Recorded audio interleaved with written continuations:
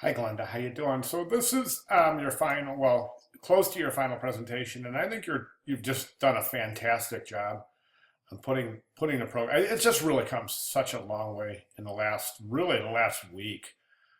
This is a really good description of the project. So good job there, and I like the way that you have your little booth up there. That's pretty cool.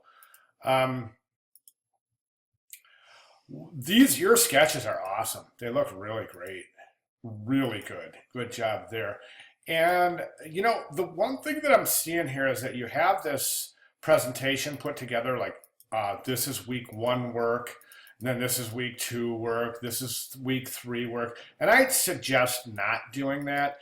I suggest instead of chopping it up like I'm dissecting it and presenting it in little tiny pieces, like this is week one, then this is what I did next, and this is what I did next.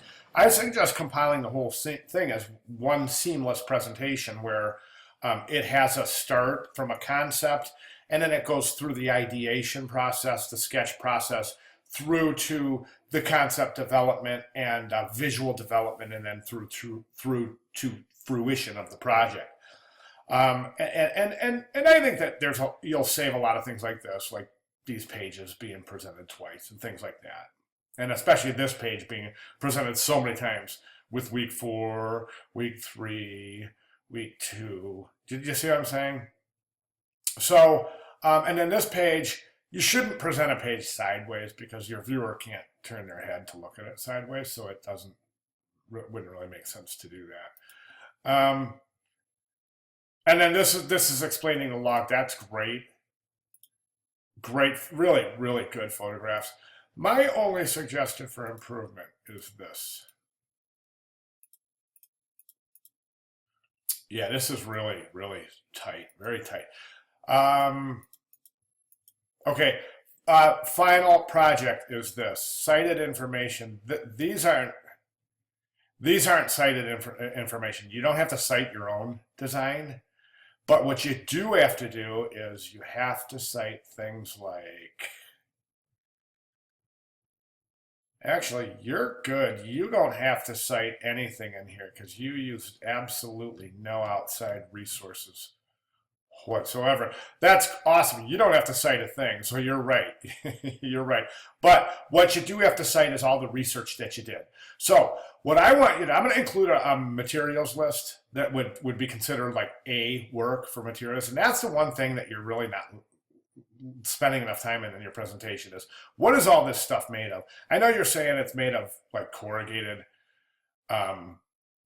you'd say at one point you would say it's made out of where was it? Bench made from corrugated cardboard, but you really got to tell us what that corrugated cardboard is made from, and also give a little research about how you know that's what it's made from. So what I'm going to do is I'm just going to give you this little materials list that one of your classmates had compiled, and it's really good. It's excellent. So and what I want you to do is I want you to take a look at how it was compiled, then do your own research, and try to format it like, okay, so here I have this corrugated bench made with corrugated cardboard produced by the so-and-so corporation. This is the or produced by so-and-so, and this is the most sustainable cardboard because, then give a couple of facts, because it uses soy and vegetable based inks that have evolved, blah blah blah blah blah blah blah, and there's your citation. So you're adding some validity to this. You see what I'm saying? And that's the one thing that your presentation is missing is you really need to validate your materials list, okay? I'm not saying copy this. Don't copy this now. That would be not good. I'm saying this is yours to look at, just to see, for reference, to see how these are done, okay? Other than that, I think you're doing great, and can't wait to see the final. If you have any questions at all, please give me a holler. Thanks, Glenda.